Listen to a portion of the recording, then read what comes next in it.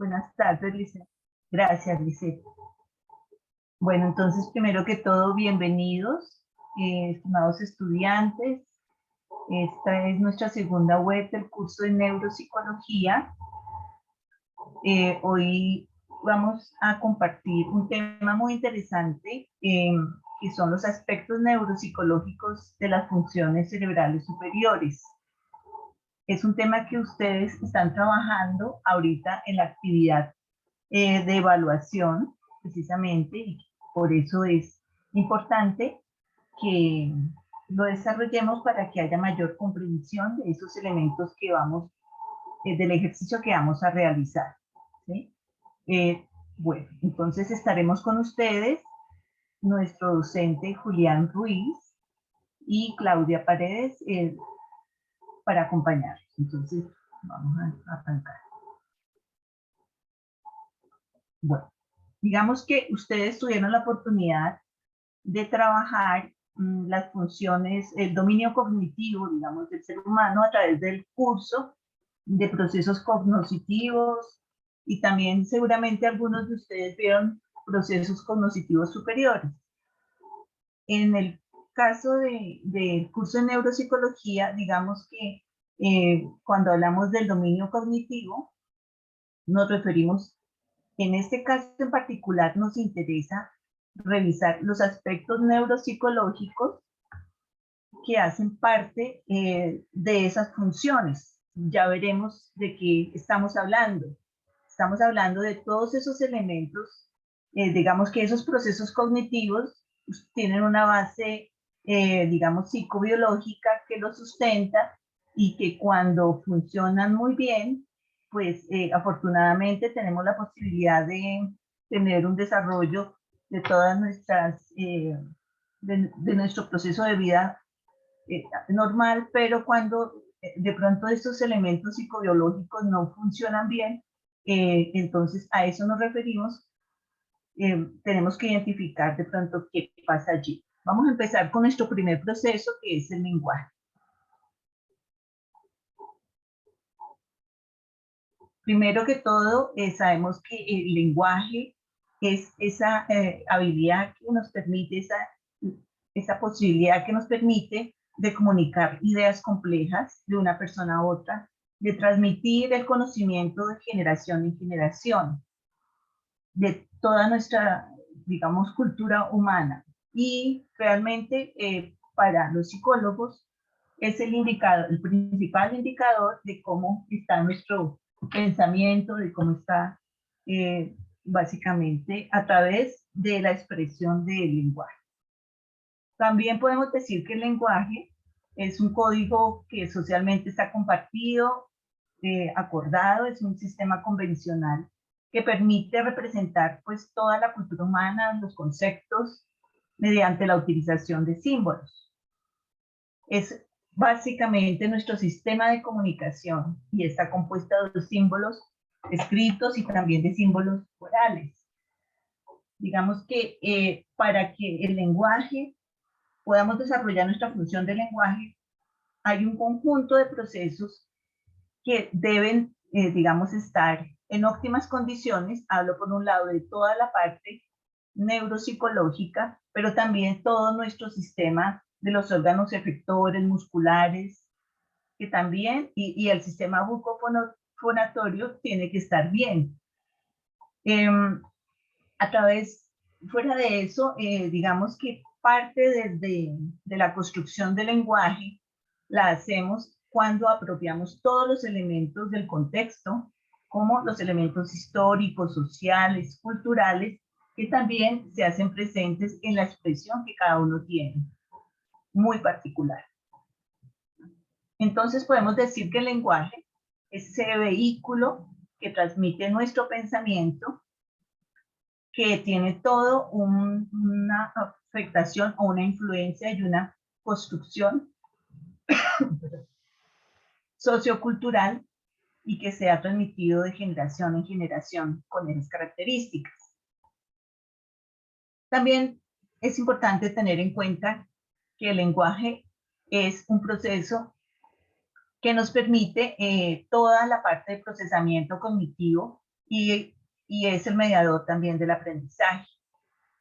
Tiene que ver directamente en toda la define la forma como nos relacionamos. Y también a través del lenguaje, de alguna manera, generamos control de nuestro proceso emocional y cognitivo, de nuestro comportamiento, de nuestras emociones. Hacemos a través de ese lenguaje toda una construcción, inclusive de la realidad, de la forma como la percibimos, básicamente. Es una herramienta social, como ya lo decíamos, tiene unas reglas gramaticales que lo caracterizan y tiene una cantidad de, digamos, es un elemento muy rico en símbolos y en significados que transmitimos. Aquí vemos algunos elementos, digamos, del lenguaje que tiene diferentes, digamos, dimensiones. Hablamos de un lenguaje, en este caso, expresivo, ¿sí? Que es toda la parte de la fluencia verbal, por ejemplo, y tiene una serie de elementos corticales que están articulados para que pueda llevarse a cabo. Entonces, digamos que no podemos decir que solo un elemento de la corteza cerebral está implicado, sino que toda la corteza, como lo podemos ver, todos los elementos corticales en un momento dado se conjugan para poder transmitir adecuadamente y, digamos, hacer uso del lenguaje. Y también otros elementos que no son corticales, como el tronco cerebral, el tronco encefálico y el cerebelo.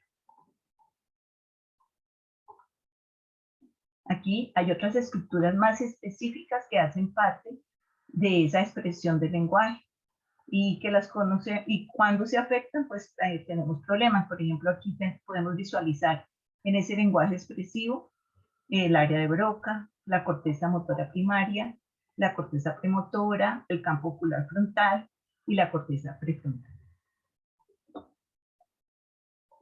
Aquí vemos, resaltamos un poco más el área de Broca, que nos permite toda una preparación de los programas motores necesarios para la adecuada expresión del lenguaje oral, pero también del lenguaje escrito, y facilita la coordinación de la actividad muscular que interviene en el habla y en la escritura. Vemos la corteza primaria motora, responsable de iniciar los movimientos bucofonatorios para pronunciar las palabras y los que guían la escritura. Aquí hay otras estructuras ya relacionadas más con el lenguaje receptivo o comprensivo. Entonces, un aspecto del lenguaje es importante que lo tengamos presente porque es un elemento que cuando hablamos de aspectos neuropsicológicos debemos evaluar. Por un lado, el lenguaje expresivo, o sea, la fluencia del lenguaje, ¿cierto? Y por otro lado, la parte comprensiva, o sea, la comprensión, la recepción del mensaje. Tenemos que identificar en esa evaluación si la persona comprende, por ejemplo, lo que le estamos transmitiendo y hay una recepción adecuada del mensaje. Ahí entran otras estructuras en ese lenguaje comprensivo relacionadas, por ejemplo, con el lóbulo temporal, especialmente en el temporal izquierdo, todas las estructuras que van a aportar en el análisis de los sonidos del lenguaje. El área de Wernicke es un área que se resalta ahí y está relacionada directamente con todo lo que es dotar significado al lenguaje oral y escrito. Pero, como les decía anteriormente, no solamente, digamos, un lóbulo específico, sino fíjense que vamos identificando los aportes de los diferentes lóbulos. El lóbulo occipital junto, ahorita vamos a ver el parietal, también hacen, digamos, como forman todo como una tríada, digo yo, donde hacen toda una decodificación de los estímulos que llegan, que recibimos para poder hacer una adecuada transmisión del proceso del lenguaje. Entonces, en este caso, el lóbulo occipital permite la identificación visual de las imágenes lingüísticas, el lóbulo parietal con la corteza somatosensorial, el precuneo, el lóbulo parietal superior y el inferior, hacen una interpretación, una integración de esos estímulos que recibimos de las múltiples modalidades sensoriales que tenemos que transformar para convertirlos en palabras, para convertirlos en significados, dependiendo del tipo de expresión, de lenguaje que estemos usando, oral o escrito. Otras estructuras dentro de nuestro encéfalo, como el tálamo, toda la parte subcortical, entra también en juego, que es como una especie de ascensor a través del cual empiezan a subir y a bajar pues las diferentes transmisiones del mensaje. Es una red asociativa que conecta entre sí las áreas del lenguaje comprensivo y del lenguaje expresivo. Y todos los ganglios de la base que alrededor del tálamo y en la parte subcortical intervienen en la regulación de la fluidez del lenguaje y en la coordinación de las secuencias motoras del lenguaje oral y escrito. El cerebelo es responsable de coordinar la fluidez de los movimientos de articulación del lenguaje oral y escrito. Entonces vemos todas las estructuras que están implicadas en el lenguaje y por eso lo complejo que es, ¿sí? Lo demandante que es. Hay algunas alteraciones que se pueden generar a nivel del lenguaje de diferente tipo, por ejemplo, efectos instrumentales, o sea, como les decía, hay no solamente, bueno, por un lado tiene que estar toda la parte neuroanatómica muy bien, pero también hay otras, los órganos que están relacionados directamente con la expresión del lenguaje oral, por ejemplo, tienen que estar adecuadamente pues, funcionando. Entonces, los diferentes sentidos que tenemos deben estar funcionando. Entonces, pueden haber, por ejemplo, algunos defectos como hipoacusias, que tengamos problemas para escuchar, algún déficit mecánico articulatorio que no nos permita de pronto hablar, transmitir ese lenguaje. Entonces, a ese nivel, por ejemplo, puede presentarse problemas en la articulación por lesiones cerebrales, lo que llamamos disartrias, problemas en el ritmo y la fluencia del lenguaje, de pronto una persona muy lenta o de pronto muy acelerada, que no facilita la comprensión del lenguaje. Trastornos del lenguaje a nivel global, esto ya tiene que ver con trastornos neuropsicológicos por algún tipo de lesión o de daño que generan trastornos como las afasias, las alexias, la agrafia y la acalculia. Y trastornos psicolingüísticos que están relacionados también con esa parte afectiva y que también van a afectar de pronto en un momento dado la expresión de ese lenguaje. Entonces, porque de pronto hay carencias socioafectivas, por ejemplo, los mutismos selectivos, las personas que no están en silencio, no quieren expresarse por alguna situación emocional o psicológica particular, y todos los procesos de las demencias, que pues son todo un trastorno neurodegenerativo que afecta a diferentes áreas de la corteza cerebral. Entonces es cuando se presenta lo que hemos llamado las afasias. ¿Qué es una afasia?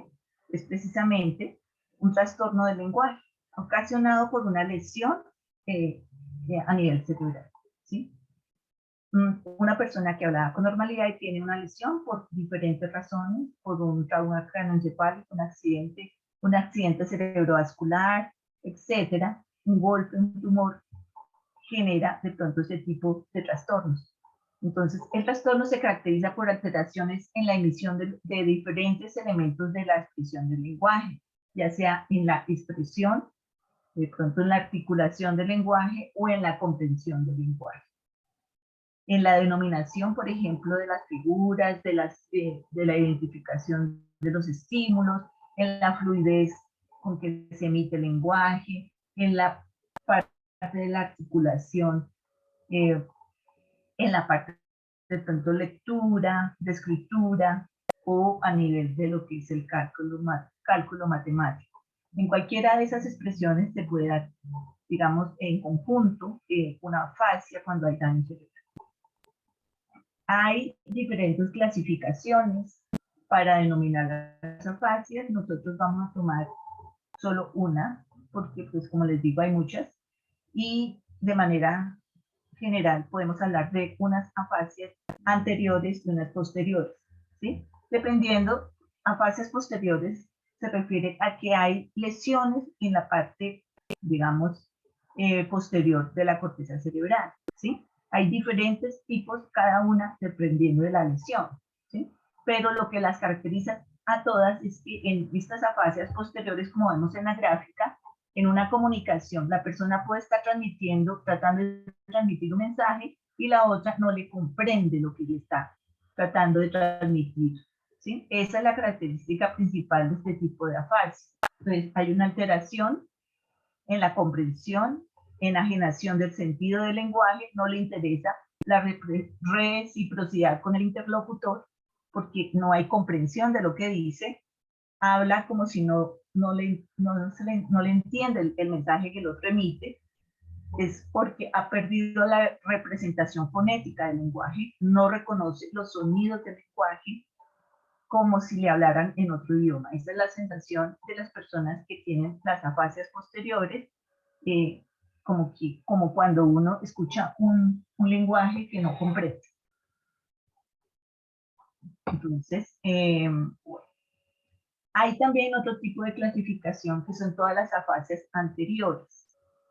El síntoma principal está relacionado con la producción del lenguaje. Anteriores es en la parte anterior de la corteza cerebral y seguramente el área de Broca, que es, como ya habíamos dicho antes, la encargada como de trabajar toda la parte motora del lóbulo frontal, de toda la parte de articulación y de expresión precisamente del lenguaje expresivo. Entonces, cuando hay este tipo de afasias, hay total conciencia de la persona y hay mucha angustia por ello, porque no puede como que transmitir de manera adecuada el lenguaje. Hay muchos errores en la expresión.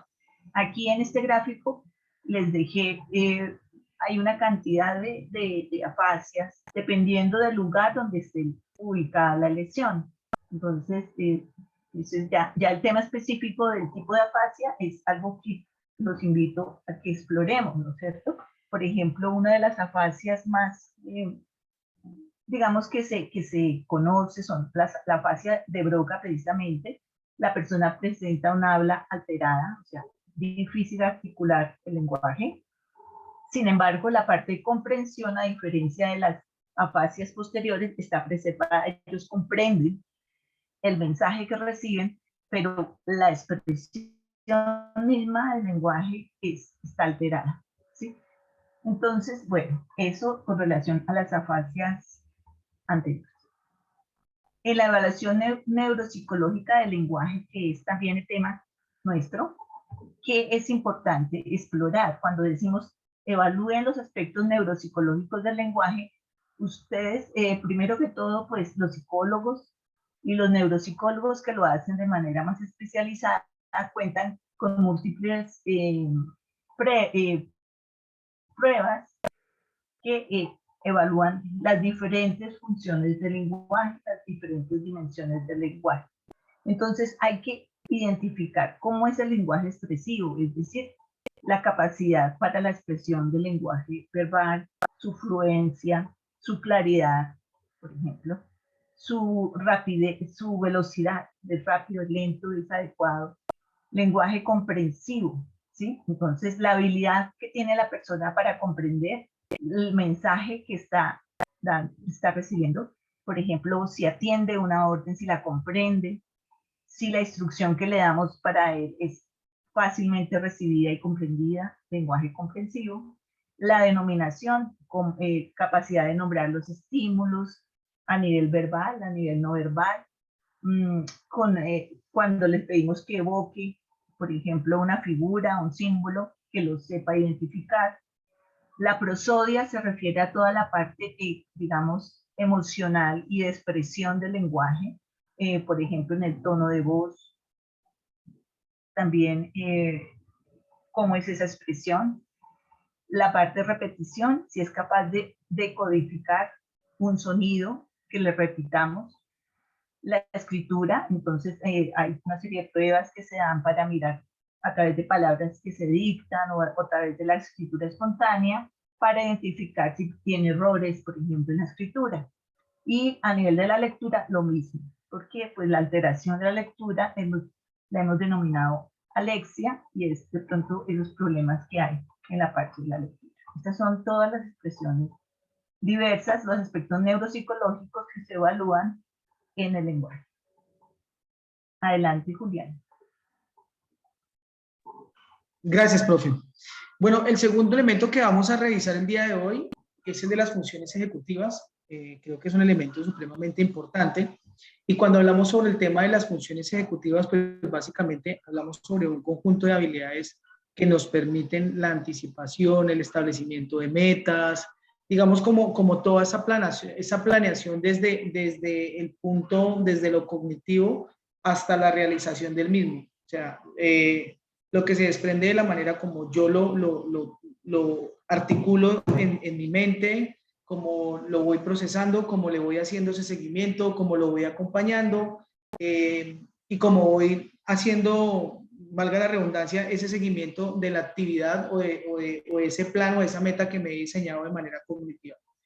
Frente al ejercicio de las funciones ejecutivas, hay un tema bien interesante y es que en la función ejecutiva también, pues no solamente refiere el hecho o el diseño de planes o programas, sino también tiene a cargo también un componente como es el tema de la autorregulación, ¿sí?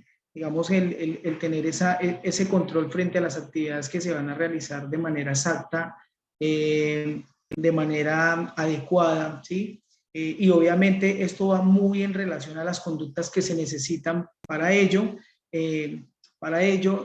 También tiene que ver mucho con la organización, no solamente del tema conductual, sino también del tiempo, el espacio y de los recursos que se necesitan para la ejecución de la misma actividad. ¿Sigues? ¿Para qué nos sirven las funciones ejecutivas? Yo creo que el tema de la función ejecutiva es supremamente importante porque nuestro contexto, como contexto, siempre tiene unas demandas gigantes y creo que también es importante, este elemento es importantísimo porque nos permite no solamente darle respuesta a ese contexto, ¿sí? Y hablándolo, digámoslo, de la importancia que tiene la función ejecutiva, no solamente nos permite dar respuesta al contexto, sino también ejercer escenarios adaptativos.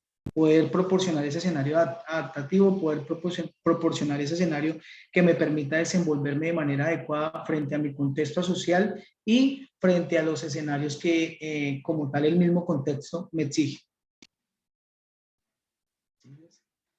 Tenemos un caso, bueno, el tema de la función ejecutiva es un tema bien interesante y la literatura nos cuenta un poquito sobre el caso de Phineas Gage, que una persona que trabajó en las líneas ferroviarias, creo que fue en ese escenario, si lo retengo, y alguna vez tuvo la oportunidad bueno, en ese mismo trabajo ocurrió alguna situación atípica, hubo una explosión y uno de esos elementos de metal atravesó todo el tema de su lóbulo frontal, generándole a él cambios no solamente a nivel conductual, a nivel cognitivo, sino también a nivel emocional. De hecho, nos cuentan de que Phineas era una persona muy organizada, muy estructurada, que era una persona que usualmente era muy responsable y que a partir de esta lesión que él tuvo, frente a todo su proceso de función ejecutiva, frente a su lóbulo frontotemporal, la alteración repercutió no solamente en la disposición que él mismo tenía frente a las actividades, a la realización de sus actividades, sino también en el plano emocional, pasando de ser una persona que era muy ajustada a las actividades, muy responsable, a manejar, digamos, a irritabilidad, también se había vuelto desordenado y mostró también unos cambios comportamentales muy marcados. Por eso también la importancia de este escenario, y creo que también debe ser visto no como un elemento aislado, como la función ejecutiva aislada, sino como también un elemento, como lo decía la profe Claudia hace un momento, que es holístico, que es el complemento de muchas estructuras cerebrales y que a partir de la misma interacción que mantienen o que se desarrolla entre las mismas, se logra dar respuestas a las exigencias no solamente del organismo, sino también del contexto.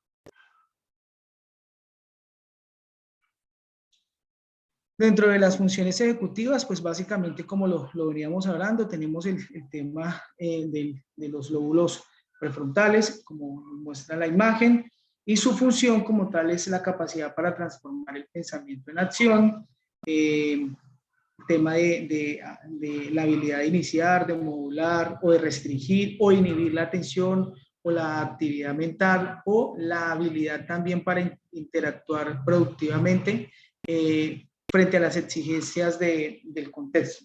También nos refiere frente a este escenario y como una generalidad, como esa capacidad para planificar, para controlar y para dar un resultado óptimo a la misma exigencia de contexto.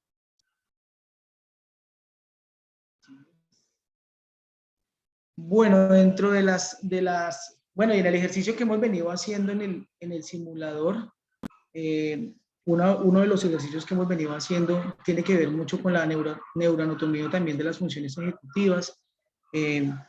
Aquí vamos a empezar, digamos, a ver lo que en las actividades se les había orientado, que eran, digamos, definir cuáles son esas estructuras que intervienen como tal en este escenario. Para ello tenemos la corteza prefrontal, tenemos la corteza prefrontal dorsolateral, la corteza prefrontal orbifrontal, la corteza prefrontal ventromedial, y si se dan cuenta, pues todos estos elementos, estas tres estructuras corresponden al lóbulo frontal, ¿sí? Y tienen que ver, pues, como lo veníamos hablando, con todo el tema de la interacción, con todo el tema de la planificación y ejecución de las actividades. Dentro de la función ejecutiva, bueno, hablamos un poquito también de estas estructuras. Tenemos la orbital, que se encarga del tema de la regulación y control emocional conductual. ¿Qué sería la vida de nosotros si esta estructura cerebral tuviese algún tipo de alteración? Seguramente no tendríamos esa capacidad de regularnos, de tener ese control emocional, de inhibir algunas respuestas emocionales. Creo que es un tema importantísimo. Por otra parte, también tenemos la zona medial, que es un tono cortical, que se encarga todo el esfuerzo atencional y que se relaciona mucho con el tema de la estabilidad y huellas de la memoria. Tenemos la parte premotora, que nos permite hacer digamos, ese paso a paso, esa secuenciación frente a la información y frente a la ejecución de los mismos, frente a la ejecución de esa planeación de lo que se va a realizar. Tenemos también la parte prefrontal, que nos habla un poco sobre la regulación, la planeación y control de procesos psicológicos complejos. Y la estructura frontal derecha, que nos habla un poquito sobre la conciencia de sí mismo y el procesamiento autobiográfico. ¿Sí ves? Ya, no sé qué pasa porque no lo mueve. No te preocupes. Bueno, yo quiero resaltar, digamos, en este escenario, listo, en este escenario, para los chicos que pues, nos acompañan y para los que se van a conectar, que el tema, digamos, de este escenario de la función ejecutiva es un escenario también que muestra no solamente algunas estructuras, sino también muestra un escenario supremamente importantísimo y clave en el escenario de dar respuesta a nuestro contexto. Algunos compañeritos me preguntaban, profe, pero es que le hemos echado gafa al tema de la función ejecutiva y nunca encontramos cuáles son esas estructuras. Entonces, aquí están las estructuras. Tenemos, como les venía mencionando, el elemento del córtex, que hace parte también del dorsolateral y orbitofrontal, y algunas estructuras también e incluso hay algunas estructuras que también tienen que ver mucho con la parte del lóbulo parietal, pero pues en relación a ello, digamos que nos vamos a centrar muy, digamos, a puntualidad frente a lo que es todo el tema del lóbulo frontal. Dentro de las funciones ejecutivas, bueno, más allá de la estructura cerebral, también hay algunas funciones que también esta función tiene, que por ejemplo hablamos del tema de la inhibición, que es esa cancelación de respuestas automatizadas, predominantes o guiadas por recompensas que son inapropiadas por las demandas conductuales. Entonces es también tener ese control también de cancelar, digamos, en esa realización de esas actividades, tener esa capacidad, digamos, hablándolo estructuralmente, desde la respuesta cerebral, de inhibir, de restringir esos escenarios. Para ello también tenemos, se refieren a algunas estructuras como la corteza cingulada, la corteza cingulada anterior, el giro frontal inferior derecho, el área presuplementaria y el núcleo subtalámico. Son algunas estructuras que participan en ese escenario de la inhibición. Otro de las actividades o de los elementos que también participan frente al escenario de la función ejecutiva es la capacidad de flexibilizar. Para flexibilizar, y entendiéndose como flexibilizar es la habilidad para alternar entre distintos esquemas mentales, entre distintos elementos cognitivos que se perciben, que se piensan, que se construyen, y también el establecimiento de esos patrones de ejecución o tareas en función de las mismas demandas del entorno. Recordemos que el contexto también como contexto infiere también unas demandas específicas, ¿sí? No todos los contextos, digamos, algunos nos exigirán también que demandes de algunas acciones también cognitivas o algunas conductas. Entonces, presto o referente, digamos, a esas demandas, la función ejecutiva tiene esta gran responsabilidad de flexibilizar.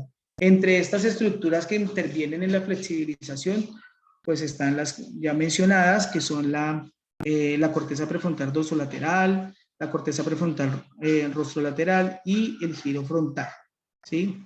Y tenemos también algunos escenarios como el hipotálamo, la glándula pituitaria, el cerebelo, sustancia negra, entre otros. Entonces aquí están las estructuras ya más gráficamente para que lo tengamos presente frente a lo que fue la realización que venimos haciendo a la fecha con el tema del simulador. Otra de las actividades que también dentro del plano de la función ejecutiva que se tiene es el tema de la planificación.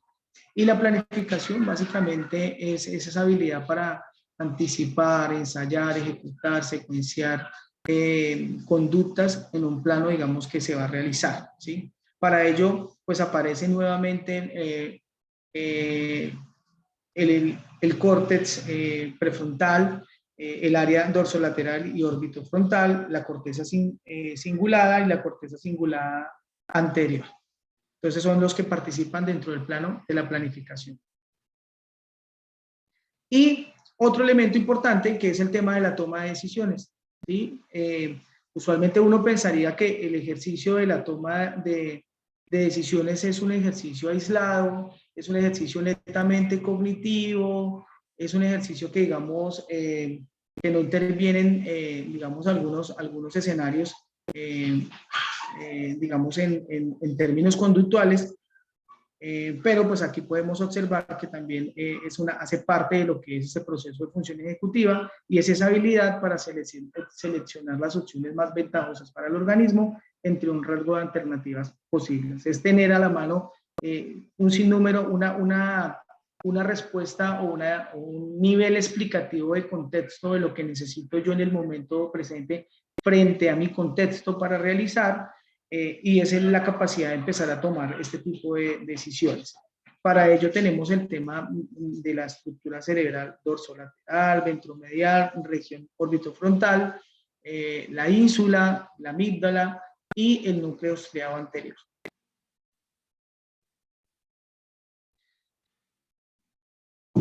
Cuando hablamos de la función ejecutiva, bueno, acá también pues indudablemente tenemos un tema bien interesante y aquí tocamos un poquito el plano de lo que es la psicología del desarrollo, psicología evolutiva, y desde esta perspectiva, desde la perspectiva neuropsicológica, nos refieren de que, digamos que todo lo que corresponde al desarrollo como tal de esta función ejecutiva se empieza a emerger en el primer año de vida, se desarrolla en un amplio rango de edades entre los 2 a los 5 años y a partir de los 12 ya hablamos de un plano de acción. ¿Cuáles elementos intervienen en este escenario? Indudablemente el tema de la atención, los procesos atencionales, entre ellos encontramos la atención focalizada, sostenida, selectiva, que ya más adelante vamos a hablar un poquito de ellos. Encontramos también el tema de la memoria de trabajo, la memoria procedimental y las motivaciones, que es el tema de todo el plano afectivo y emocional. Entonces, es un muy buen dato y me parece valioso que lo empecemos a tener en cuenta también, porque muchas veces nuestras respuestas son muy circulares frente a las conductas que podemos observar de los niños y pretendemos que los niños tengan una respuesta, digámoslo así, muy racional, muy estructurada, y nos damos cuenta muchas veces que ni siquiera el menor se encuentra en un rango de edad en donde como tal sus funciones cerebrales se están en la ejecución o el desarrollo natural para realizar las actividades que se requieren.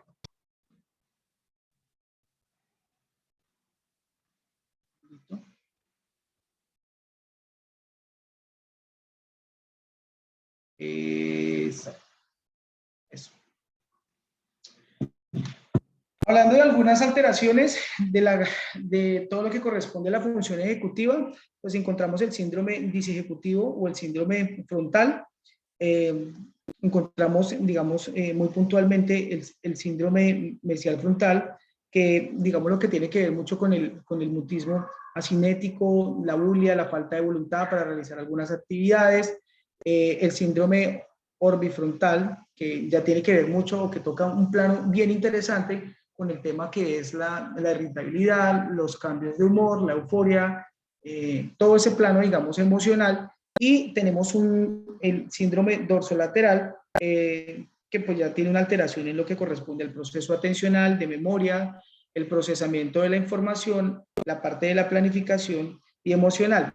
Pero yo quiero hacer también digamos, un paralelo acá, y es que usualmente, y me quiero salir un poquito, solo un poquito para señalar algo que me parece supremamente relevante, y es que usualmente cuando hablamos de trastornos como son los trastornos de las alteraciones anímicas, como son el trastorno depresivo, tienen una gran carga sobre lo que es la corteza prefrontal, y es que cuando la persona entra en unos estados anímicos, digamos, una alteración anímica como esta, se puede referenciar este tipo de síndrome muy puntualmente, digamos, el síndrome dorsolateral, y es que todo lo que corresponde al procesamiento de la información, de la memoria, de la atención, se inhibe, ¿sí? De hecho, a la fecha, digamos, hay algunas intervenciones que se trabajan para este tema y que tienen que ver mucho con el plano conductual. Entonces, quiero que se den cuenta también de que tiene mucha relación,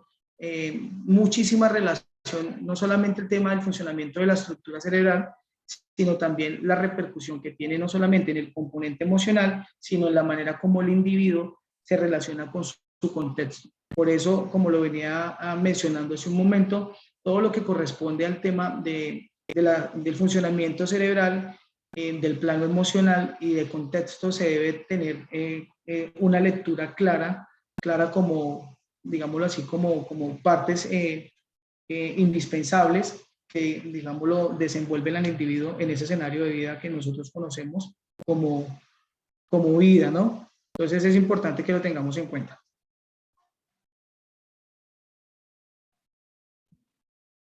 Bueno, dentro de algunas alteraciones de la corteza prefrontal, tenemos también el tema de la impulsividad, la inatención, que es un tema muy frecuente cuando empezamos a hacer una significación de todo una identificación de toda esta situación, una perseverancia frente patológica, una realización constante, una dependencia ambiental, trastornos metacognitivos, y también encontramos también un escenario de bradifrenia, que básicamente la bradifrenia la definimos como un pensamiento lento, reducido de reflejos mentales, es decir, que el procesamiento se da de una manera más lenta, pero que no la explica, digamos, lo podría ser de otro escenario como un ejemplo como un déficit cognitivo, un retardo mental, sino ya como tal, puntualmente, una alteración sobre este tipo de corteza prefrontal. Y aparece también la dificultad para afrontar tareas novedosas, dificultad para el tema de la regulación emocional.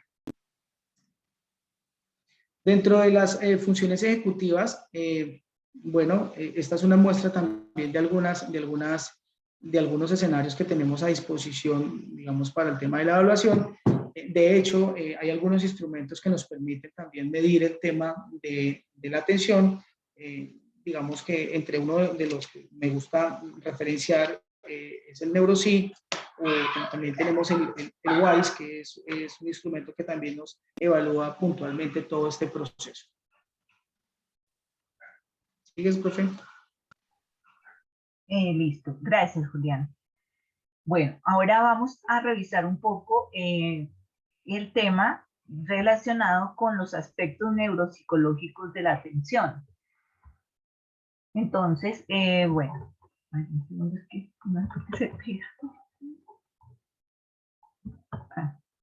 ¿qué es la atención? Entonces, la atención, como lo sabemos, es un mecanismo que nos permite focalizar selectivamente el interés hacia un determinado estímulo y a la vez desechando o activando o filtrando inhibiendo informaciones que no son relevantes cuando estamos frente, por ejemplo, a una tarea con unos objetivos específicos. Este proceso es un proceso muy, muy importante porque permite la orientación, el mantenimiento y la ejecución correcta de una tarea. Además, es el proceso que abre todo el inicio, digamos, del proceso cognitivo y por lo tanto es fundamental el estado de la atención, el buen estado, adecuado estado de la atención para el procesamiento adecuado de la información que nos llegan por todas las vías sensoriales para todo el proceso de aprendizaje y de construcción del conocimiento.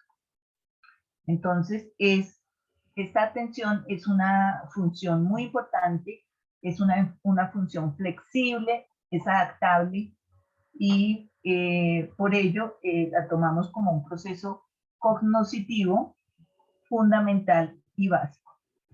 Es importante también, aquí les queríamos contar que la atención, digamos, hay algo en el cerebro que se llama asimetría hemisférica.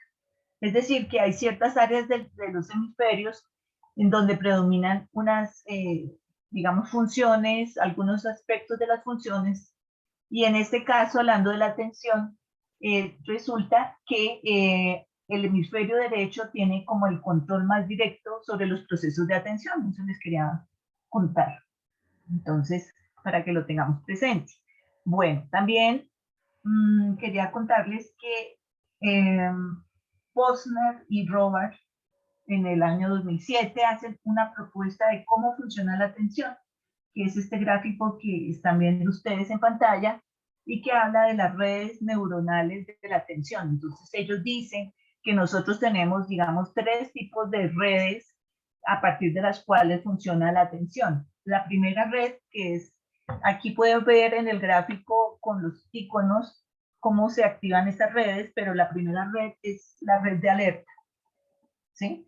Entonces, cuando se activa la atención, cuando estamos con el tono adecuado, requerido para que estemos atentos, esta red de alerta se llama, de alertamiento, permite alcanzar y mantener un estado adecuado para que ingresen los estímulos que nuestro cerebro, que nuestro organismo va a procesar. Entonces, aquí relacionado con esta red de alerta está la atención sostenida, por ejemplo, la vigilancia y el estado de alerta. También hacen parte de esta red, por ejemplo, algunos químicos neurotransmisores como la noradrenalina. Y esta red también nos indican que cuando se afecta, digamos, hay problemas relacionados con, por ejemplo, el TDAH, o sea, la hiperactividad, por ejemplo, en niños, de pronto algunas fases de la enfermedad de Alzheimer o algunas características de estados confusionales que se ven afectados cuando esta red, digamos, presenta algún daño. La otra red es la red de orientación. Entonces, esta red está orientada, está relacionada con la habilidad para seleccionar la información que necesitamos en un momento dado para el cumplimiento de una tarea. ¿Sí? Entonces, también hay es muy importante porque pues precisamente permite dirigir seleccionar la información que se requiere en un momento dado. Y la red atencional ejecutiva, que es precisamente, esto está, digamos, articulado con esas funciones ejecutivas de las que nos habló Julián, porque está encargada precisamente de toda la acción relacionada con la inhibición, por ejemplo, de las respuestas automáticas.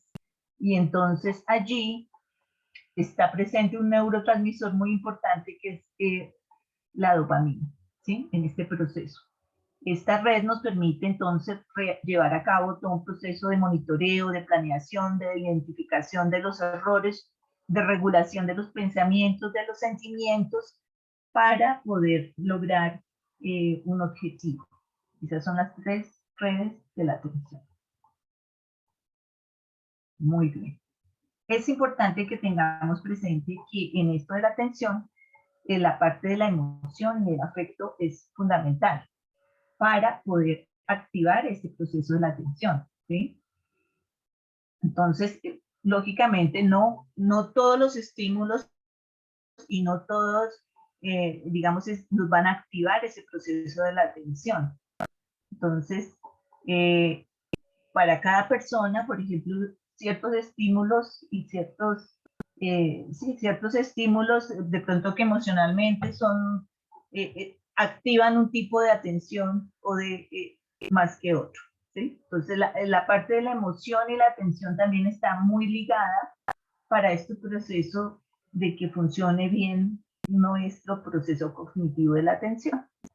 Aquí vemos algunas de las áreas relacionadas con la atención. La atención, digamos que tiene todo un proceso que, como les decía, va en ascenso. Desde el tallo cerebral hacia arriba, digamos que empieza un proceso de activación de la atención, que es importante comprender, en donde están implicados, por eso no solamente unas áreas específicas, sino que es todo un proceso que implica toda una asociación multimodal de orden superior, desde la base del cerebro, como les decía, del tronco cerebral hacia la corteza cerebral.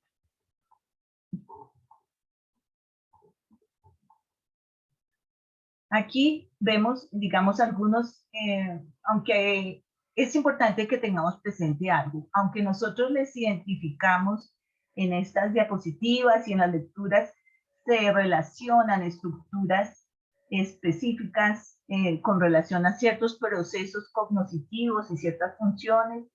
Realmente el cerebro no funciona de esa manera. El cerebro funciona como a través de activación de redes neuronales. Entonces, aunque aquí, por ejemplo, habla del lóbulo frontal, el giro del cíngulo, el tálamo, el sistema reticular, realmente son redes completas que se van activando, como les decía en el caso de la atención, desde el tronco cerebral hacia arriba. El tálamo, aquí otra vez, la corteza cingulada. Y aquí, pues, les queríamos mostrar ese proceso de activación del cual les estoy contando, que empieza desde los núcleos del tronco cerebral, que es donde está la formación reticular, sube al tálamo, donde hay una serie de núcleos, que son los núcleos subcorticales, y luego va hacia las áreas corticales. Entonces es todo un proceso que atraviesa, la atención atraviesa todas esa línea de activación. Bueno, algunos tipos de atención. Entonces, digamos que hablamos de una atención pasiva como a ese estado general de atención inespecífica e involuntario en el cual nos encontramos de pronto en reposo, ¿sí? Y en la medida en que se va pasando a otro tipo de atención, en la medida en que los estímulos activan alguna de las redes para una determinada tarea. Y empieza otro tipo de atención, que es la atención focalizada, que es la capacidad para dar respuesta de un modo particular a unos estímulos o a un requerimiento. Permite el procesamiento de determinados estímulos mientras ignora otros, ¿cierto? Es un proceso de selección. Y se mantiene esa atención a través de ese tipo de atención sostenida, que nos permite dar una respuesta, digamos, más permanente para lograr, por ejemplo, un objetivo, una tarea. La atención selectiva nos permite escoger aquellos estímulos que van en acuerdo con lo que necesitamos, digamos, resolver o para llevar a cabo una tarea. La atención alternante nos permite pasar de un tipo de atención a otra según las exigencias de la tarea. Y la atención dividida nos permite responder simultáneamente a diferentes estímulos. Entonces, todos esos elementos nos hablan de la flexibilidad, de la capacidad de flexibilidad que tiene la atención, que siempre está de la mano con función ejecutiva. Bueno, algunos trastornos atencionales, entonces nosotros creo que los hemos experimentado y los vemos también. Por ejemplo, relacionados con la inestabilidad de la atención, la distracción, la dificultad para mantener la actividad sobre un estímulo que sea relevante, de pronto porque ahí está implicada la motivación, ¿sí? La emoción, como hablábamos. De pronto, el estrechamiento del campo atencional, que no me permite, por ejemplo, en un momento dado, lograr la concentración sobre ciertos aspectos que yo requiero para desarrollar una tarea. El aumento del umbral atencional, que de pronto a veces sucede que las personas, o sea, ciertos trastornos, solamente pueden permitir que la persona atienda a ciertos estímulos intensos y no una respuesta integral, digamos, a una tarea. La indiferencia, la fatigabilidad de la atención, cuando nos cansamos, cada persona tiene, digamos, un umbral de atención determinado, del tiempo, de la calidad de los estímulos, para poder prestar de manera adecuada la atención. La desatención misma, incapacidad para separar los estímulos relevantes de los irrelevantes. Entonces, no podemos filtrar los estímulos que necesitamos para llevar a cabo un plan, una tarea, o al contrario, tenemos una atención excesiva sobre algunos estímulos de una tarea, y lo que hace que no podamos responder. En ese sentido, se presentan algunas alteraciones, algo que llamamos la aprosexia. Es la incapacidad absoluta de un individuo para fijar la atención. Esto, digamos, aunque está mal el gráfico, porque está más relacionado como con esos casos, por ejemplo, las intoxicaciones, una persona que tenga algún tipo de droga, ¿sí? Que definitivamente ya por esos elementos tóxicos no puede prestar absolutamente nada de atención, ¿sí? También se asocia con casos de epilepsia, de psicosis o alguna lesión cerebral, ¿sí? La hipoprosexia, que es también un estado de distracción o de la habilidad de la atención. Entonces, es un trastorno frecuente, lo hemos padecido, creo que la mayoría, en diferentes momentos, y es una fluctuación de la atención, ¿sí? Básicamente. Y la hiperprosexia, que es una alteración de la atención cuando la persona de pronto se concentra demasiado en una actividad y pierde de vista otras. Otros estímulos de ese contexto también se relaciona mucho, por ejemplo, con el consumo de las drogas. ¿Sí? Una persona que está en este estado de pronto le presta atención excesiva a ciertos estímulos que la misma sustancia, la misma parte química le lleva a prestar esa atención y elimina otros, por ejemplo, y lo pone, por ejemplo, en un estado de vulnerabilidad. Por ejemplo, lo de la burundanga, ¿no? Lo de todo esto que hemos escuchado en las noticias, ¿no? Que hace que la persona realmente pierda la atención que debe tener en el contexto, no tiene conciencia de pronto de la realidad, precisamente porque la misma droga genera ese estado tóxico. Algunos trastornos neuropsicológicos relacionados con la atención. Estos ya son trastornos que tienen una base orgánica, ¿sí? Entonces hablamos, por ejemplo, del síndrome confusional agudo. Entonces, en el síndrome confusional agudo, que hace referencia a una disfunción aguda y difusa, aparece de manera brusca, se manifiesta con una alteración de la atención y las funciones cognitivas. Los síntomas son fluctuantes.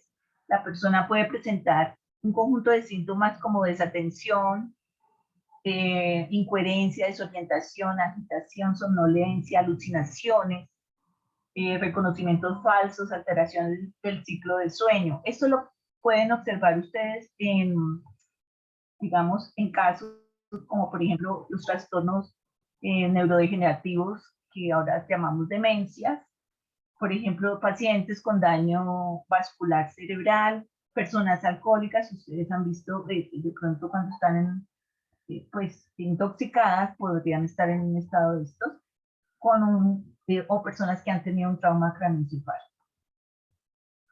El síndrome atención parcial, entonces este hace referencia a que la persona, digamos, puede presentar una ejecución limitada en uno o varios dominios cognitivos.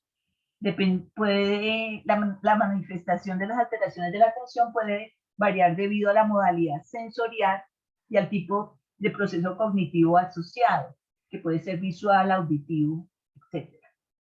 En estos casos del síndrome de atención parcial es importante descartar que la persona tenga algún desorden sensorial de verdad específico.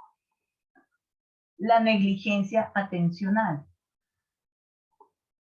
Entonces, en este caso, la persona afectada pierde la información de los estímulos en el lado opuesto a la lesión.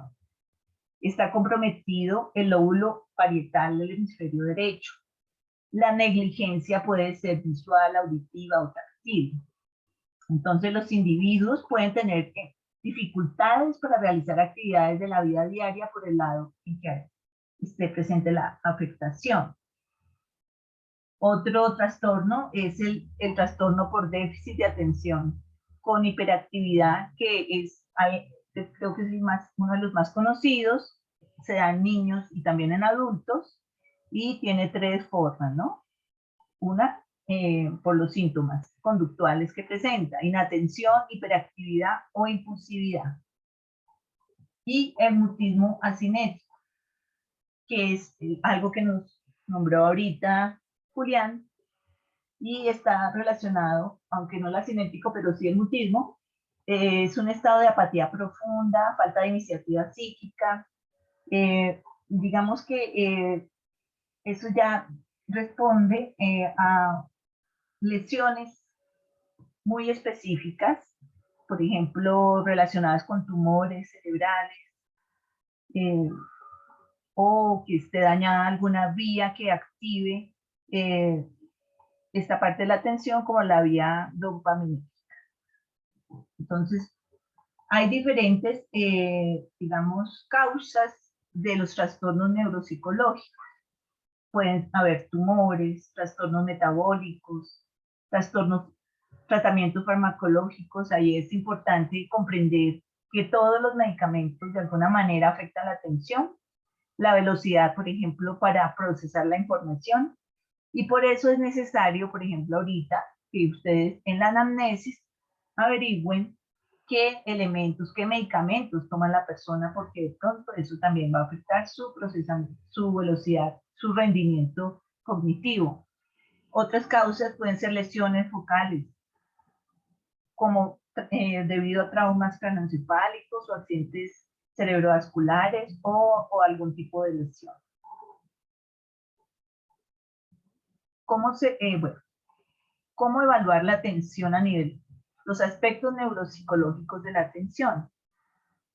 Entonces es importante mirar el nivel de conciencia y alerta que la persona presenta, su capacidad para atender, su fatiga, su capacidad para distraerse. Todo eso lo podemos observar en el transcurso y en el desarrollo de la misma entrevista, de la aplicación de la prueba.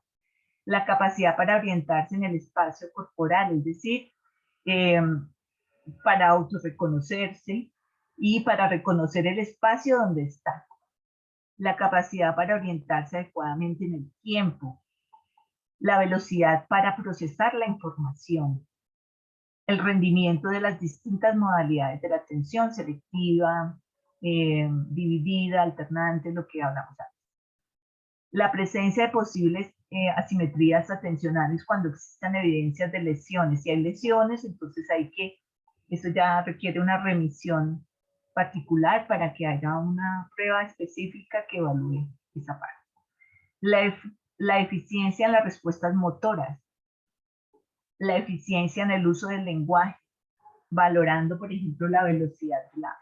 Todos estos son elementos que nos permiten identificar cómo están esos aspectos neuropsicológicos de la atención. Entonces, aquí está un poco más resumido, es lo mismo.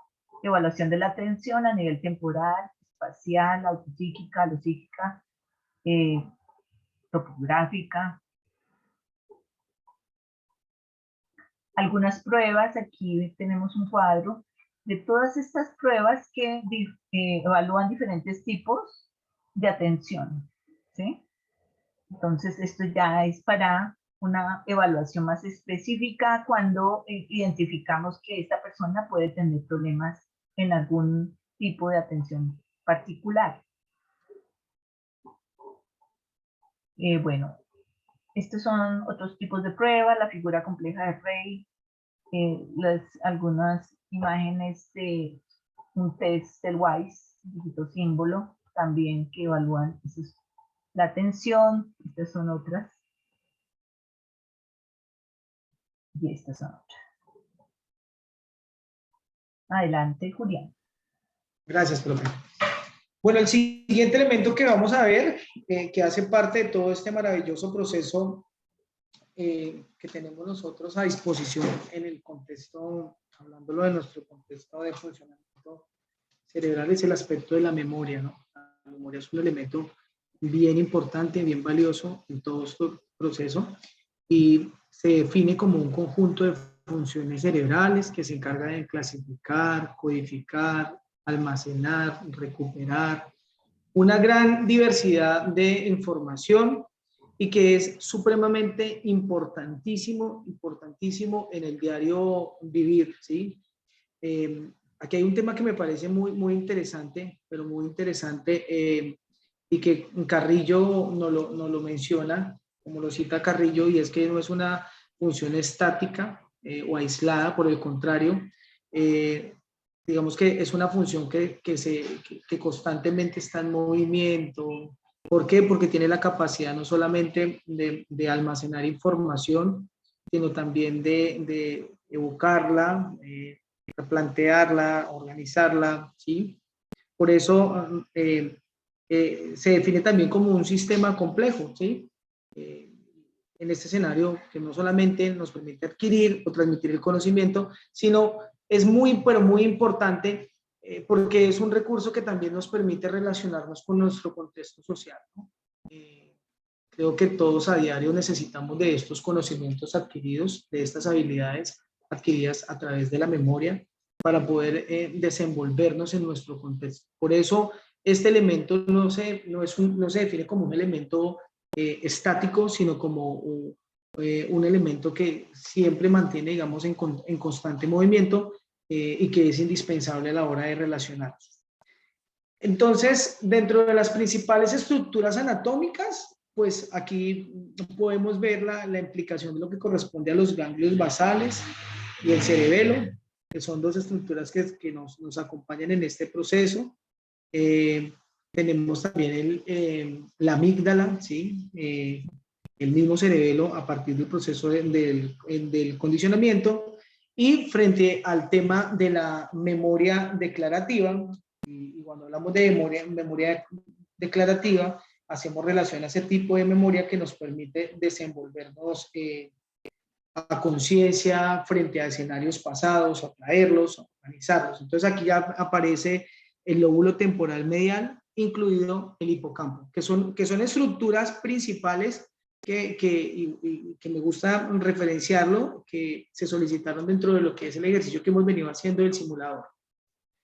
Tenemos también la corteza prefrontal derecha, que trabaja un poquito con el tema de la memoria episódica y también de la memoria semántica.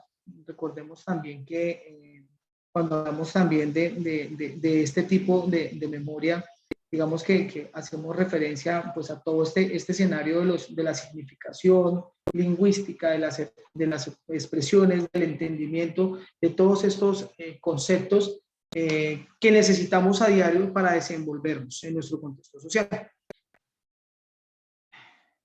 Entonces, digamos, ya hablándolo un poquito más recolectando todo este tipo de estructuras neuroanatómicas de la memoria, pues acá tenemos algunas, bueno, aquí las tenemos referenciadas ya, como tal el hipocampo, que digamos que hace parte también de todo el elemento que se encarga de codificar el material, ¿sí? Verbal, la amígdala, todo el tema que tiene que ver con el tema de las emociones, la corteza entorrinal, que tiene que ver todo el tema con el tema de recuerdos a largo plazo, el facilitar el reconocimiento, ¿sí? Incluso, miren que ya encontramos acá un tema importante, es que ya se empiezan a vincular algunos lóbulos de manera determinante, como eso el lóbulo frontal, ¿sí? Izquierdo, frente a todo lo que es el tema de la recuperación de recuerdos, de todo este tema del entendimiento de conceptos, de todo este elemento semántico, ¿sí? El lóbulo frontal derecho, que se encarga de todo el reconocimiento o de todos estos escenarios, de recordar esos escenarios históricos que han pasado, que han sido episódicos, que son momentáneos, que son puntuales.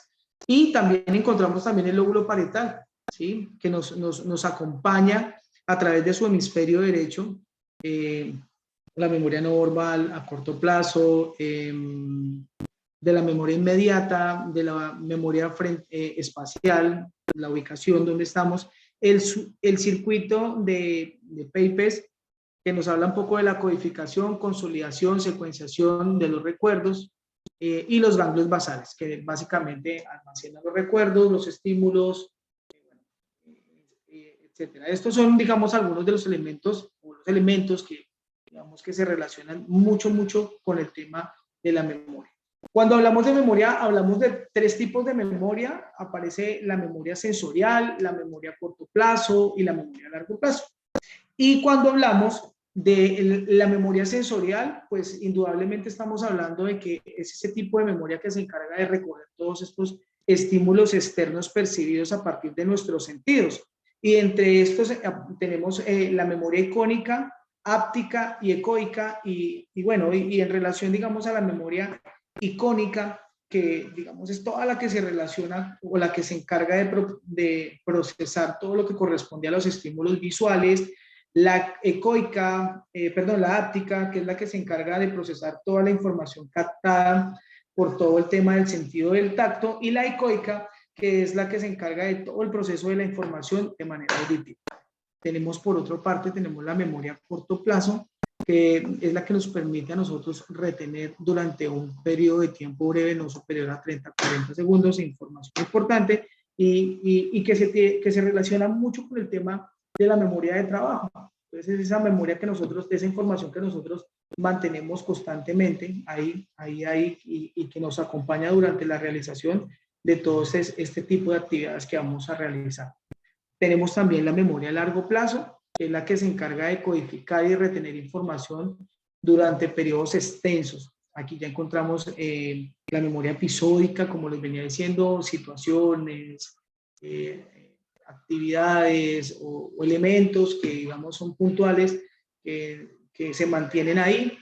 La memoria semántica, que se relaciona todo, pues, con todo el tema del entendimiento o la significación de algunos conceptos, y la memoria procedimental, que es la que se encarga como tal de permitirnos a nosotros recordar esa ejecución, cómo se hacen esa ejecución, cómo se realizan esas actividades que el contexto como tal, como contexto, me demanda. Bueno, dentro de los tipos de memoria también, pues, como lo veníamos hablando, la memoria a corto plazo, digamos que tiene que ver mucho también con el tema del reconocimiento visoespacial y del bucle fonológico, es decir, de esa misma articulación del lenguaje, cómo articulo yo ese lenguaje, cómo recurro yo a esos recursos lingüísticos para poderlos referenciar en mi interacción social, ¿sí? Aparecen también el ejecutivo central, que es el que se encarga de controlar, coordinar las actividades de los demás componentes, atencionales, el retén episódico, tiene que ver mucho con el almacenamiento temporal de la información de otros componentes, la agenda visoespacial, el almacenamiento y manipulación de información visual y espacial, todo tiene que ver también mucho con el tema de la ubicación, ¿no?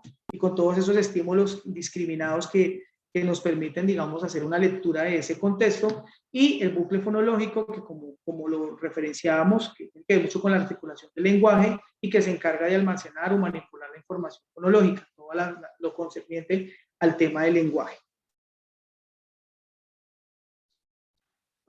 Dentro de los elementos o de las estructuras también encontramos el lóbulo temporal medial y el hipocampo, que se relacionan también con ese tema de la memoria declarativa, ¿no?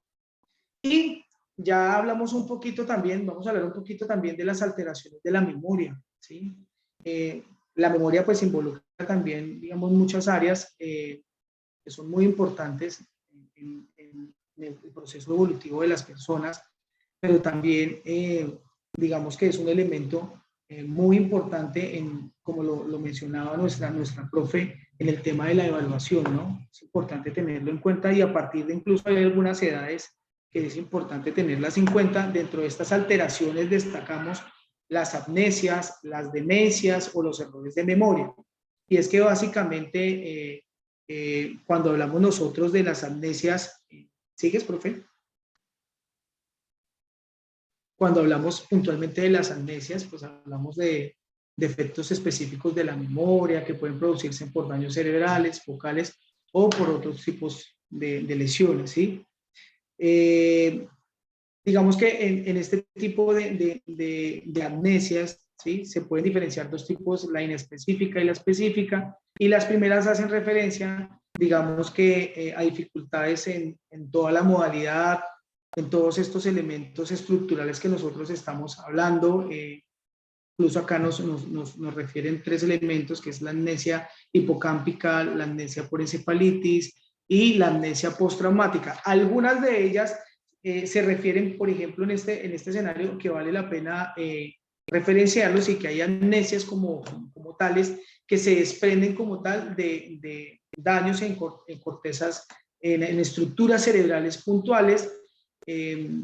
Otras que se refieren por producto de lesiones en las estructuras del lóbulo temporal, el hipocampo, y otras por situaciones también, digamos, de gran tensión, como podríamos encontrar un trastorno por estrés postraumático, que pues también genera algún tipo, digamos que la situación de desajuste genera que el individuo pues se maneje, digamos, un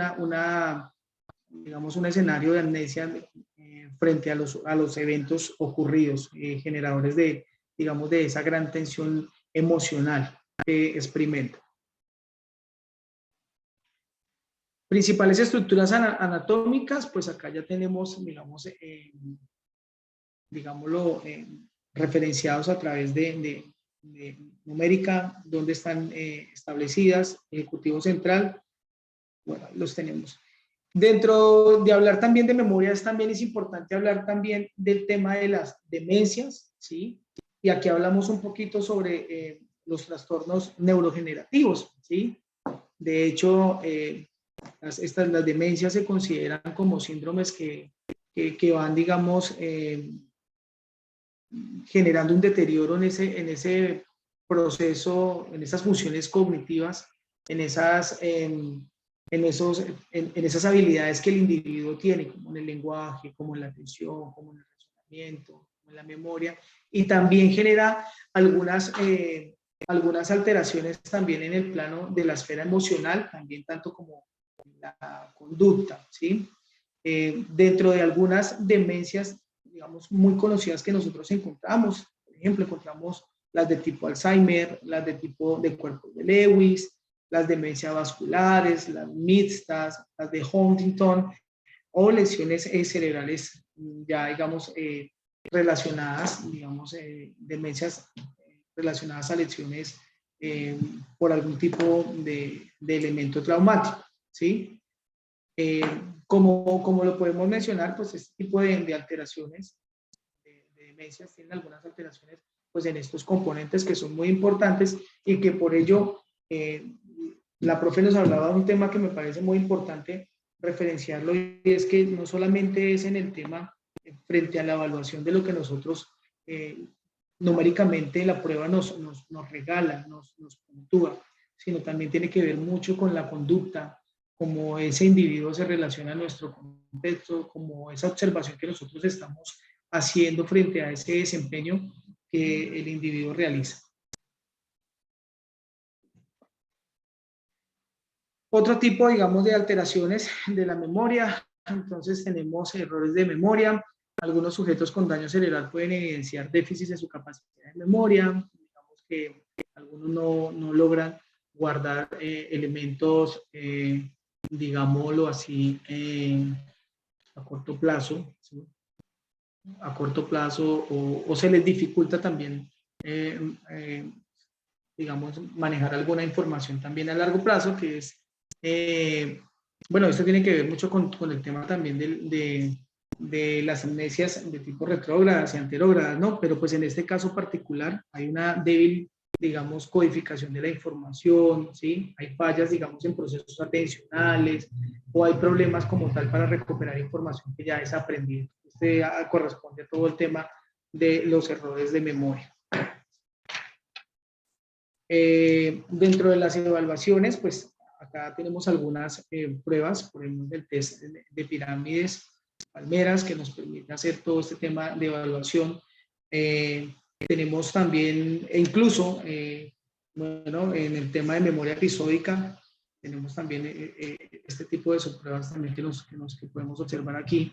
Pero incluso también tenemos otras más que me gustaría referenciarlas, como es los instrumentos como el NeuroSeq, el BENIC, el Mini-Mental, el test de reloj, el de su prueba de trabajo con cubos, dígitos, el PI-Pfeiffer, entre otros más. Entonces, son instrumentos que se encargan como tal de evaluar todo este escenario. En este plano principal, mire, tenemos acá también el tema de prueba de dígitos, y también tenemos tareas visoespaciales como la de Corsi, que nos permite también hacer esa evaluación de todo este proceso de memoria.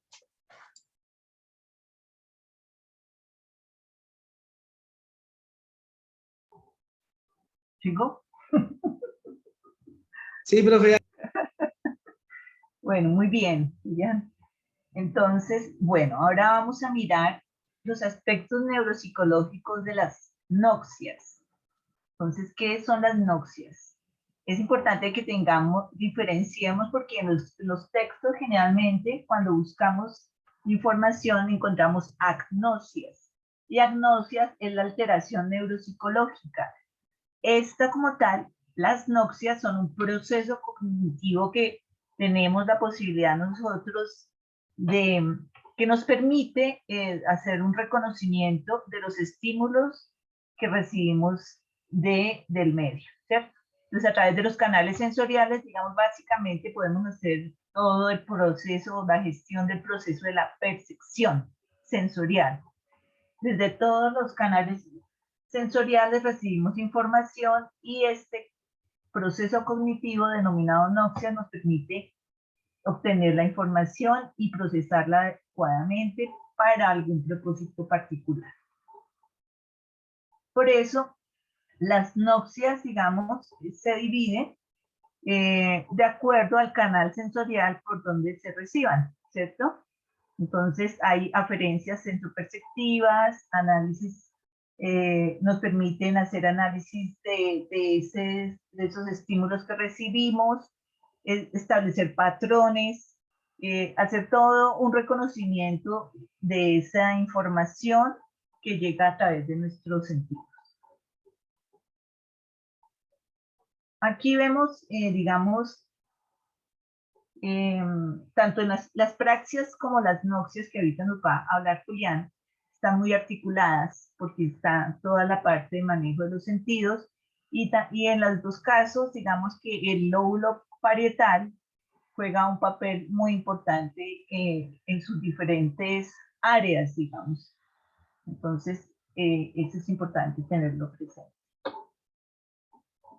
Porque ese lóbulo parietal es un lóbulo que integra, digamos, toda la información, la asociación de la información, la decodificación de la información que reciben los sentidos, hace como una interpretación de esa información, porque ahí están las áreas precisamente asociativas de la corteza cerebral multimodal, que dependiendo de esas, digamos, articulaciones que se hagan de las diferentes noxias, o sea, por ejemplo, esas noxias complejas donde nosotros hacemos una lectura, por ejemplo, de la parte visual, pero también de la parte espacial, entonces hace que, por ejemplo, podamos identificar nuestro esquema corporal y hacer una serie de,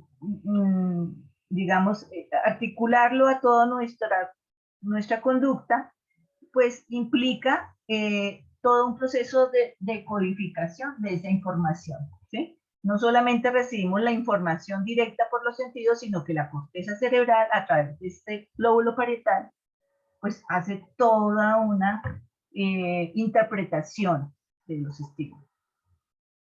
Las noxias, en ese sentido, como decía, se dividen en noxias simples y complejas. Entonces, dependiendo del canal, serán visuales, auditivas, táctiles, olfativas, gustativas y complejas, por ejemplo, visomotoras auditivas, esquema corporal, visomotoras espaciales.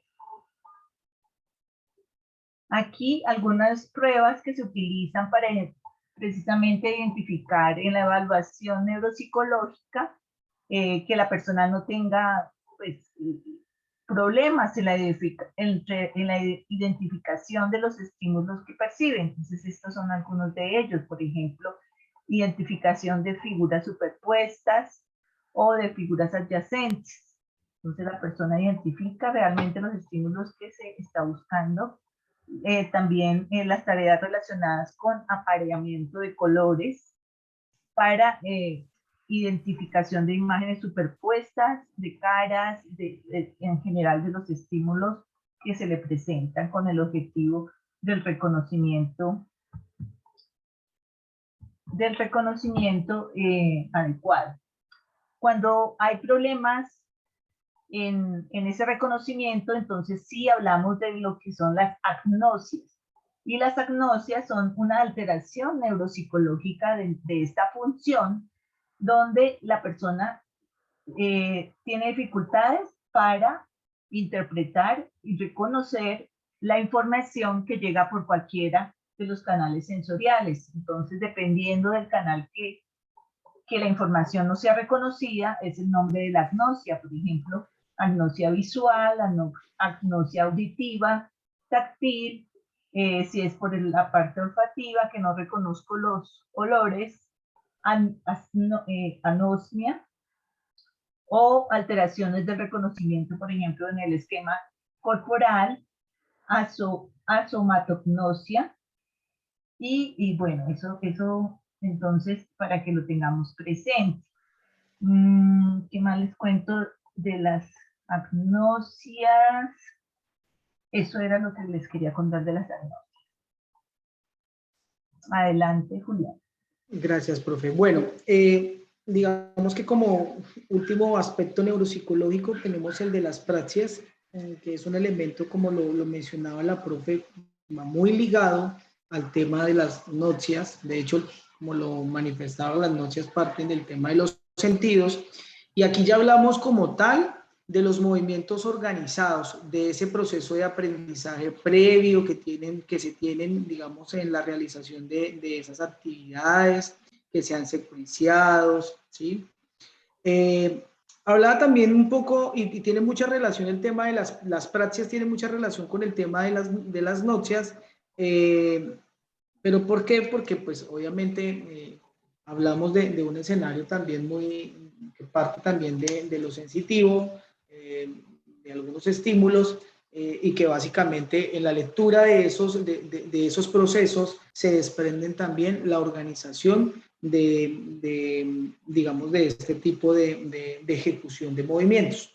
Dentro del tema de las praxias también encontramos dos tipos que son, déjame ver, ya, perfecto. Tenemos los dos tipos que eran los que mencionaba la profe, los simples o complejos, y que digamos que tienen que ver mucho, uno con el sistema motor, ¿sí? Que está el tema de la formulación del movimiento, el tema de la inervación, es decir, cómo transforma esos movimientos, cómo los organiza y los estructura a través de la práctica, los mejora, y las memorias cinéticas, es decir, esos movimientos aprendidos y que se consolidan también, ya se vuelven, digamos, como muy rutinarios, muy familiares, que con el tiempo se adhieren como elementos conductuales utilizados de manera frecuente. Hablando un poquito ahora sobre las bases cerebrales que se trabajan dentro del escenario de las praxias, tenemos algunas estructuras cerebrales como la corteza prefrontal dorsolateral, ¿sí? Que corresponde a todo el tema del lóbulo frontal. También tenemos el acompañamiento también del campo ocular, corteza premotora, el área motora suplementaria. Mire que ya empezamos a hablar un poquito también del lóbulo parietal también, la corteza motora primaria y la corteza parietal posterior. Estos son las estructuras que se encargan como tal de que estos, o que son los responsables de iniciar los movimientos voluntarios. Entonces, como les venía referenciando también, hay algunas estructuras cerebrales, digamos, tenemos el tema de los ganglios basales y el cerebelo, que proporcionan también ese movimiento, ese almacenamiento también de esa información, ¿sí? Y que nos permite también, que es el responsable como tal de la coordinación, del equilibrio, del movimiento y la posición del cuerpo. Mire que todo va muy articulado y todo es un conjunto de elementos que se articulan para dar respuesta a un escenario, digámoslo en este caso, conductual, ¿no? Ahora, cuando hablamos también, bueno, hablamos también de la corteza parietal superior, ¿sí? Que esta área está implicada en el análisis de la información sensorial, en esas lecturas, en esa lectura de las notcias, y que nos permite también, digamos, a través de las praxias, hacer la ejecución como tal de manera motora de esa lectura que se hace. Tenemos el circuito parietofrontal que lleva a cabo los movimientos originados, y que me permite también hacer esa planificación de la trayectoria del movimiento, la preparación del movimiento, cómo se va a realizar, con qué tanta, cómo se organiza esa secuenciación que se necesita, la localización, cuáles son esas estructuras que se van a ver implicadas en la realización, del movimiento. Ahora, cuando hablamos de apraxias, ya hablamos en relación a la alteración. Y las apraxias se definen como un déficit en la ejecución de movimientos aprendidos en respuesta de un estímulo. Entre ellos encontramos la apraxia ideomotora, que es esta alteración o esa incapacidad para llevar a cabo movimientos voluntarios simples, previamente aprendidos, y que se desprenden, digamos, por la voluntad. Es una dificultad que el paciente refiere, digamos, en la realización de estas actividades. Tenemos también la apraxia ideatorial, que es una alteración en la capacidad para llevar a cabo movimientos en secuencia, ¿sí? Digamos que los pacientes que sufren de esta alteración tienen una dificultad para, digamos, llevar una organización puntual de la ejecución de algunos movimientos y que en relación a ellos los realizan en muchas ocasiones, pero de manera desorganizadas, dificultándole dar respuesta a su contexto. La apraxia bucofacial, que es una alteración en la capacidad de realizar movimientos voluntarios en la cara, la boca, los labios, la lengua, ¿sí? Que puede también afectar movimientos de tipo transitivo, digamos como, por ejemplo, apagar una vela o hacer una respuesta como hacer un guiño en el ojo, ¿sí? Tiene que ver mucho con todo este tema del movimiento, de la articulación de los movimientos que se representan en el escenario de la cara. Tenemos también la apraxia constructiva, que implica la incapacidad para planificar los gestos que permiten obtener una determinada construcción. Digamos, es esa dificultad que se tiene para construir, digamos, alguna respuesta frente a una copia de algún dibujo. Por ejemplo, tenemos el tema de la figura de Rey, ¿sí? Ya ahorita lo vamos a ver, que digamos es una dificultad que el paciente, a pesar de que tiene la imagen al frente, es una incapacidad para lograr transcribirla. Y tenemos también la apraxia de vestir, como tal es una alteración concerniente, digamos, en el tema del vestuario. Entonces, si bien el paciente identifica cuáles son los elementos que va a vestir, una camisa, una media, un pantalón, en el momento de hacer la ejecución, tiene una dificultad. Por ejemplo, el paciente se pone el pantalón en las manos como si fuera un buzo, o la camisa como si fuera un pantalón, y es esa incapacidad de hacer esa articulación y esa coordinación para llevar a cabo esa demanda de contexto.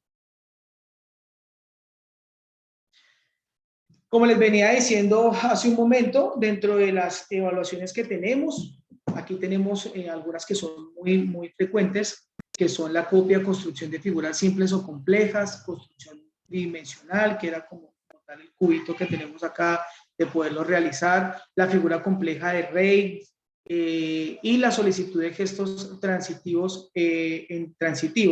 La figura de Rey, por ejemplo, es un apartado, si no estoy mal, me corrige mi profe, creo que se utiliza muchísimo en algunos instrumentos como el NeuroSIC, que permite también en ese escenario hacer esa valoración de estos elementos. Entonces, con esto culminamos, digamos, todos estos procesos que implican en el proceso del funcionamiento neuropsicológico. No sé, mi profe, si tengas algo que referenciar. No, es decir, ya, pues, ahí, pues eso, digamos, es básicamente las funciones que vamos a evaluar en el ejercicio que van a desarrollar o están desarrollando en la tarea 4. Esos procesos, esos aspectos neuropsicológicos de las diferentes funciones. No sé si tengan preguntas, inquietudes.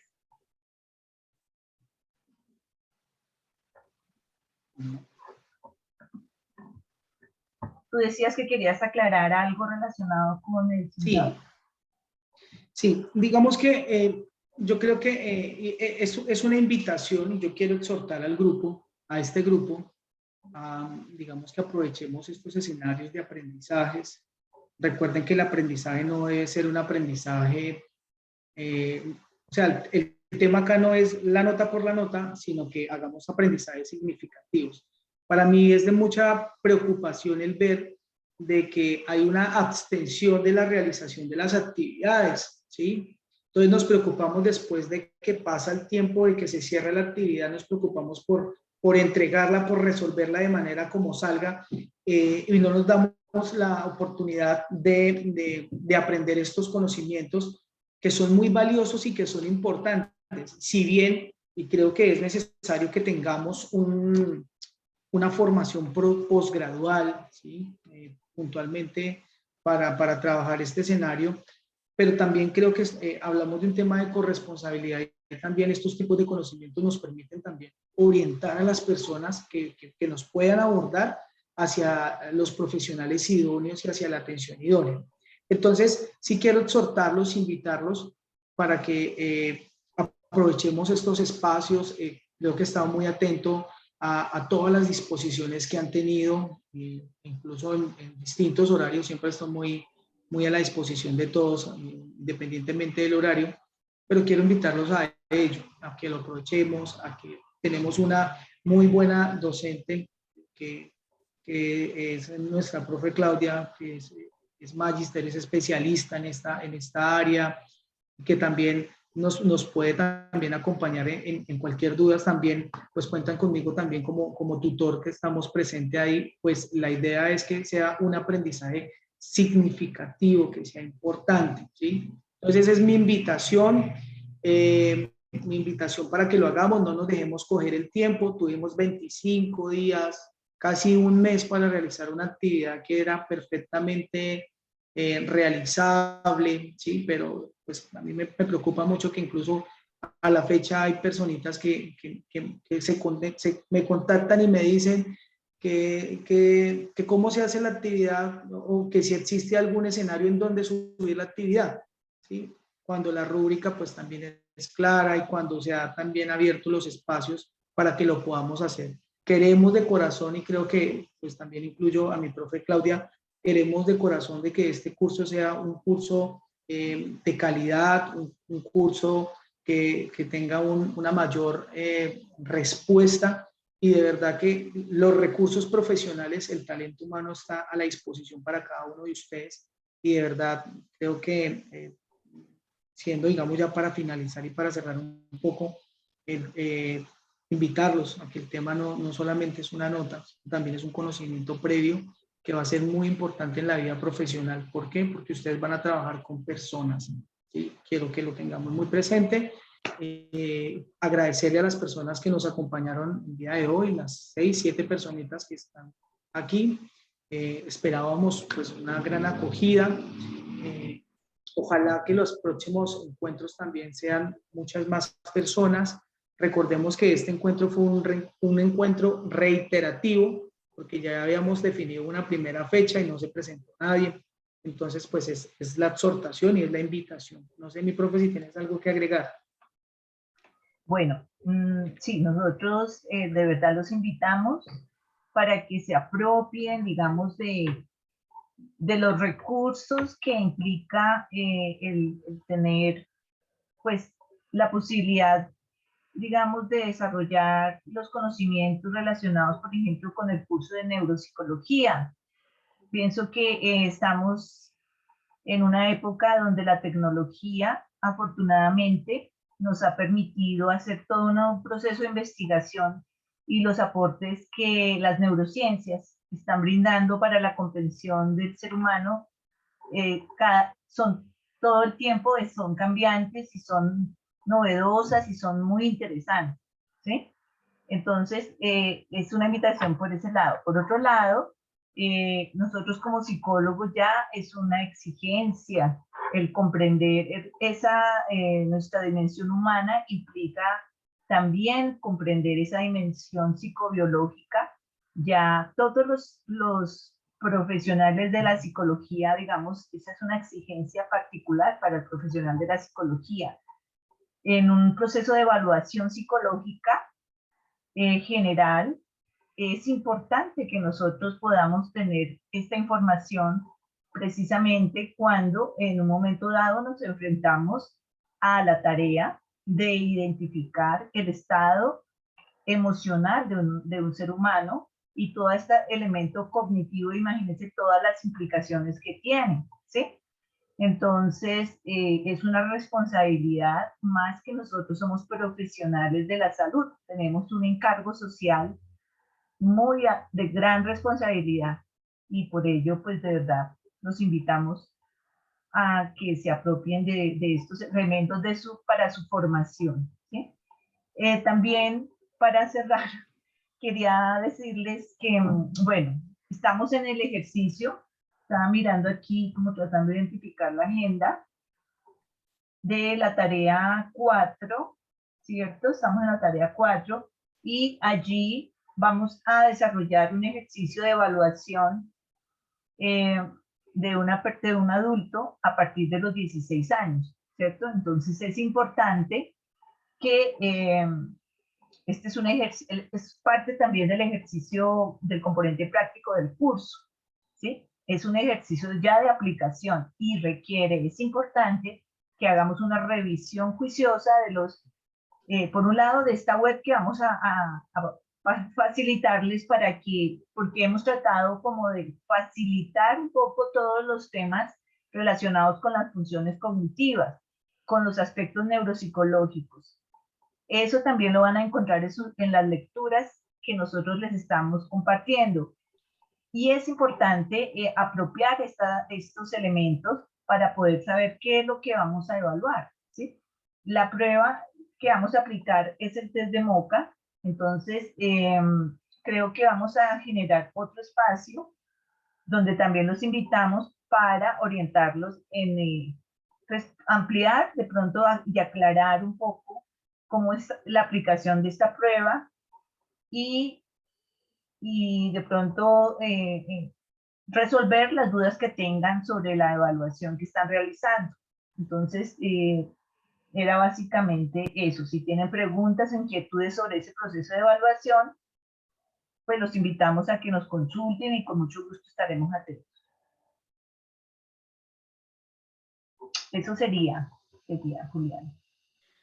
Bueno, mi profe, agradecerte un montón por tu compañía, tu disposición siempre. Sí, esos serían, digamos, los aspectos.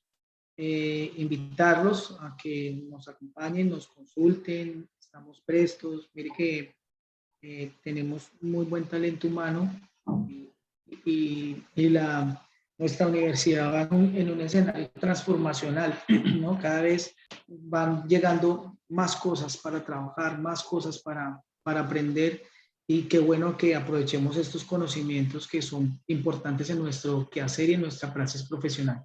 Entonces, agradecerles un montón. Yo creo que vamos a finalizar el ejercicio, ¿cierto? Sí, ¿Algo más?